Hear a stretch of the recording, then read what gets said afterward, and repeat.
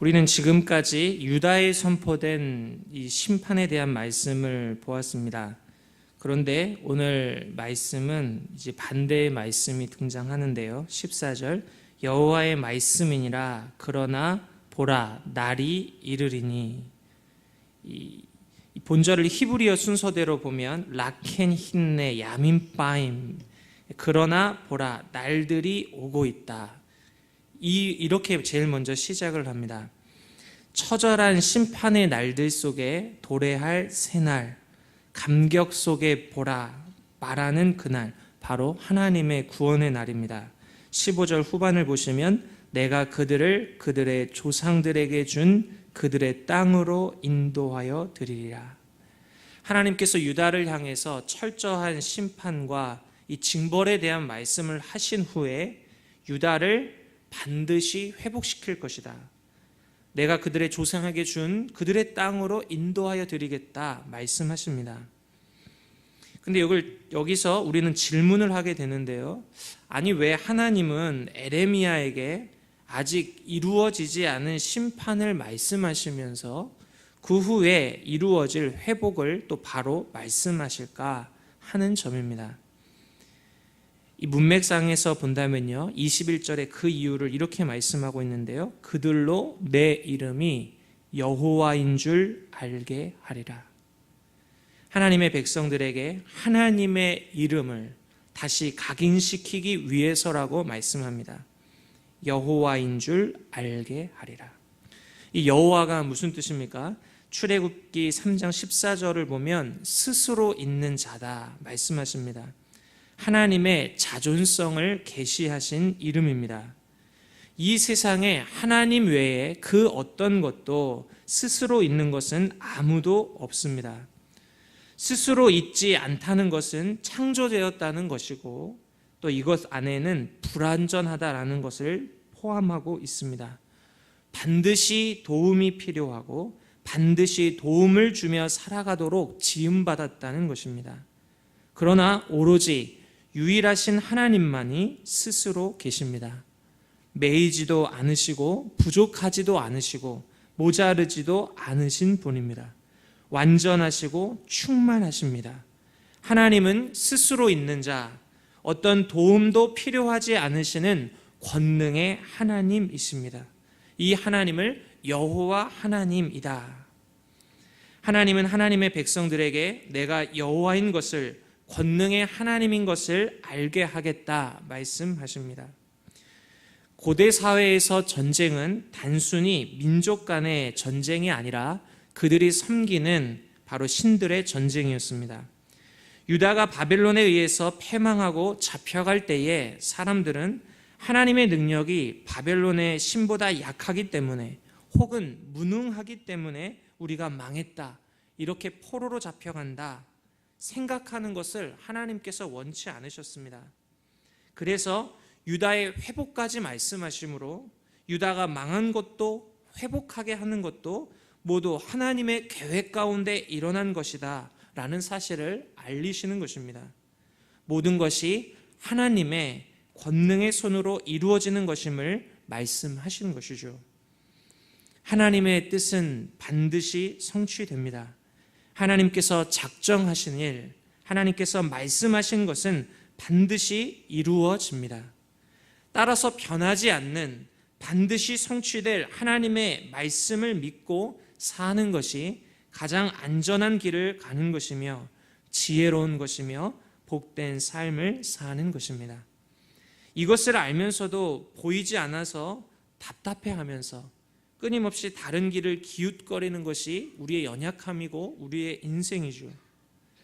오늘 이 시간 우리 안에 성령님께서 우리의 믿음을 도와주셔서 이 눈에 아무 증거 아니 배어도 믿음만을 가지고 주의 말씀을 붙들고 살아가시는 복된 성도들이 되시기를 바랍니다. 주님 다시 오실 그날을 바라보면서 그날을 준비하고 살아가시는 지혜로운 성도들이 되시기를 예수님의 이름으로 축원합니다. 그런데 오늘 이 말씀을 보면서요, 회복에 대한 말씀을 볼 때에 참 눈여겨볼 것이 있는데 14절과 15절을 한번 보십시오. 다시는 이스라엘 자손을 애굽 땅에서 인도하여 내신 여호와의 살아계심을 맹세하지 아니하고 이스라엘 자손을 북방 땅에 그 쫓겨났던 모든 나라에서 인도하여 내신 여호와께서 살아계심을 두고 맹세하리라. 바로와 바로의 군대에서 이스라엘이 건짐을 받을 때에 하나님은 놀라운 권능으로 일하셨습니다. 10가지 기적과 홍해바다를 가르심을 통해서 이스라엘을 압제하는 원수로부터 구해 주셨습니다.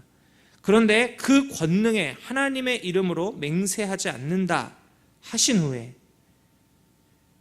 북방에서 그 쫓겨났던 모든 나라에서 인도해내신 여호와의 살아계심을 두고 맹세한다. 왜 이 애굽에서 건지신 하나님의 이름으로 맹세하지 않겠다 하시는가? 과거의 하나님, 조상의 하나님, 역사 속의 하나님만이 아니라 하나님은 현재 우리 가운데 일하시는 분임을 기억하라고 오늘 이 말씀을 하고 있습니다. 이스라엘 유다는 하나님을 과거의 하나님, 역사 속의 하나님으로 치부했습니다.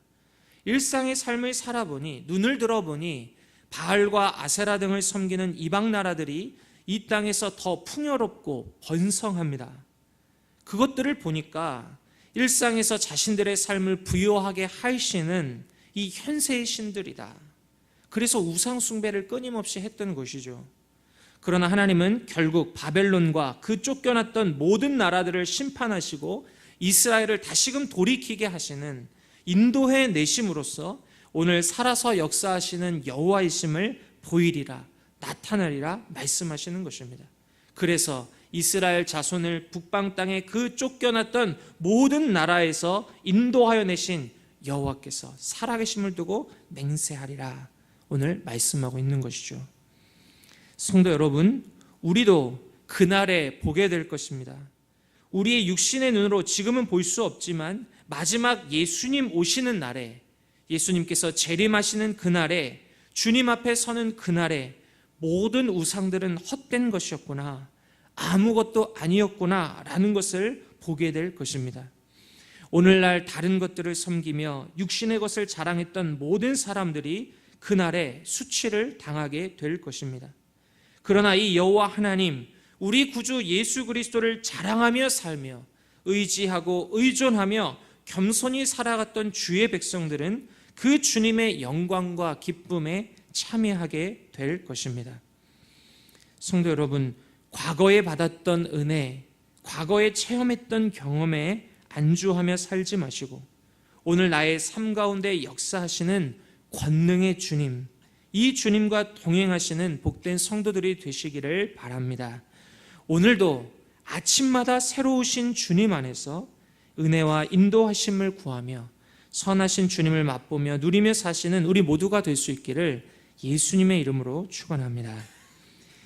하나님은요, 다시 16절부터 보시면 많은 어부들과 포수들이 물고기와 짐승을 포획하고 잡아가듯 유다의 죄와 악에 대하여 죄값을 지불하게 하겠다 하십니다. 18절에 보면 죄를 배나 갚을 것이다 하십니다. 우상 숭배로 하나님의 땅을 더럽힌 것에 대하여 조금의 부족함도 없이 충분하게 값지불을 하겠다 말씀하신 것입니다. 그런데 이것이 끝이 아닙니다. 미래의 민족들이 회개하고 돌아와 놀라운 신앙 고백을 하게 될 것이다, 충격적인 말씀을 하세요. 19절을 보시면 여호와 나의 힘, 나의 요새, 환난 날의 피난처시여. 하나님을 힘과 요새와 피난처로 삼는 신앙 고백이 나옵니다. 근데 이 말을 하는 사람들이 누구인가? 민족들이 땅끝에서 죽게 이르러 말하기를 우리 조상들의 계승한 바는 허망하고 거짓되고 무익한 것뿐이라. 20절, 사람이 어찌 신 아닌 것을 자기의 신으로 삼겠나이까 하리이다. 민족들이 땅끝에서 죽게 이른다 말씀합니다. 여호와 하나님의 권능과 구원이 전 세계적으로 전파되고 확장될 것을 암시하고 있습니다. 바로 이방에 있던 민족들이, 그들이 자신들이 섬기던 조상들이 허망하고 거짓되고 무익했던 우상 숭배했다라는 것을 깨닫게 된다는 것입니다. 그리고 신 아닌 것을 자기 신으로 삼는 것이 얼마나 미련한 일인가. 이방에 있는 열방들이 장차 이러한 신앙 고백을 하게 된다는 것입니다. 가깝게는 바벨론 포로에서 벗어나 고국으로 이스라엘 사람들이 돌아오게 될 때에 이방인들이 그 기이한 일을 보고 하나님을 믿는 일들이 생겨날 것에 대해 말씀하신 것입니다.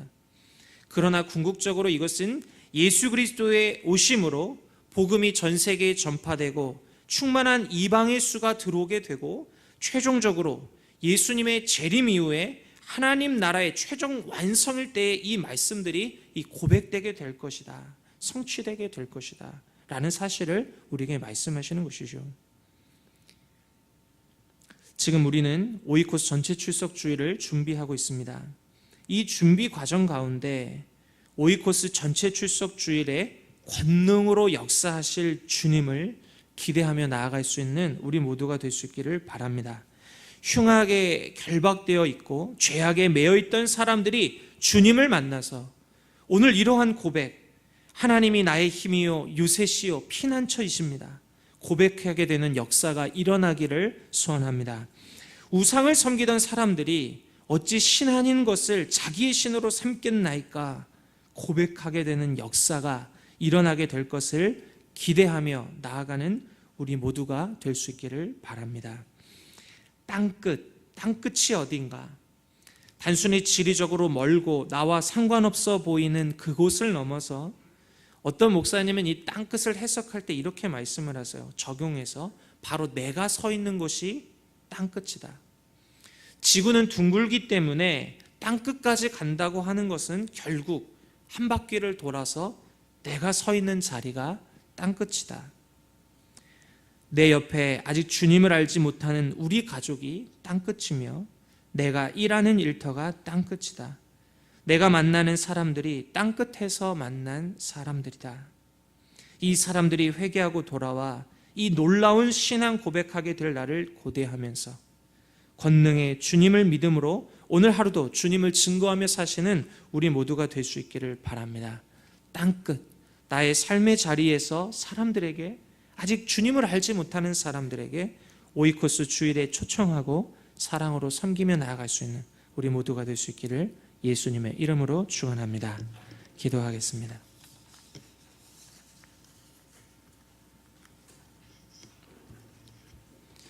하나님 아버지, 우리는 스스로 설 수 없는 자들입니다.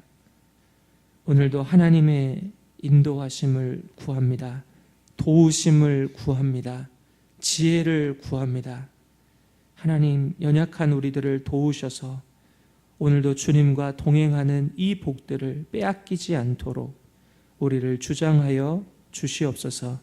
하나님, 과거의 은혜, 과거의 경험과 체험에 하나님 머물러 있지 않게 하시고 오늘 하루 나의 일상 가운데 역사하시는 놀라운 주님을 기대하고 바라보면서 믿음으로 살아가는 우리 모두가 될 수 있도록 인도하여 주옵소서. 하나님, 오늘도 땅끝에서 우리의 삶의 자리에서 아직도 주님을 알지 못하는 많은 사람들을 만나며 살아갑니다. 그 사람들이 주님을 만나 새 생명을 얻고 오늘 말씀에 기록한 대로 놀라운 신앙 고백을 하게 되는 것들을 보기를 원합니다. 우리의 가족을, 우리의 이웃을 구원하여 주옵소서. 이 새벽에 기쁨으로 주님 앞에 찬양한 우리 권사님들을 주님 붙잡아 주시고 권사님들의 삶을 통하여 주님을 알지 못하던 사람들이 권능의 주님을 찬양하게 되는 놀라운 역사들이 가득하게 일어날 수 있도록 주님 주장하여 주옵소서. 예수님의 이름으로 기도하옵나이다. 아멘. 지금은 우리 주 예수 그리스도의 은혜와 하나님의 사랑과 성령님의 교통하심이 오늘도 권능의 주님과 함께 기쁨으로 동행하며 기대하며 주의 말씀을 붙들고 살아가기 원하는 우리 사랑하는 모든 성도들 위해 지금으로부터 영원토록 함께 하시기를 간절히 축원하옵나이다. 아멘.